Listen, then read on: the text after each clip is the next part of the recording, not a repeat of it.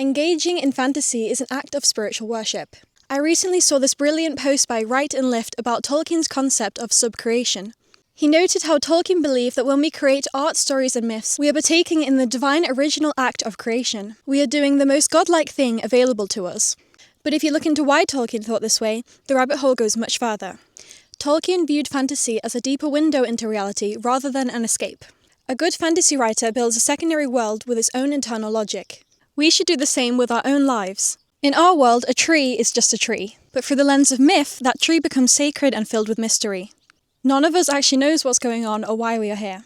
By abstracting basic concepts such as rain, electricity, history, or even death, we realise that our reality is no less rich in lore and mystery than the realm of Middle-earth. To Tolkien, fantasy strips away the rust of modern life, allowing us to see the world as it truly is, enchanted. This is why he was so fascinated with Norse mythology. He was trying to restore a way of seeing that Europe once had. By believing that we know everything about our world or that science has solved all mysteries, we are purposely closing our eyes to one of the most absurd collective experiences. It is almost comical to see people walking around in suits on their way to offices, knowing they also have no idea what's going on. By engaging in fantasy and bringing that sense of mystery into your daily life, you are showing incredible reverence to whatever kind of God you believe in. And for those of us who are more free spiritually inclined, you realise your own creative power to design your experience of reality. I'll finish with this quote from Tolkien's poem Mythopoeia.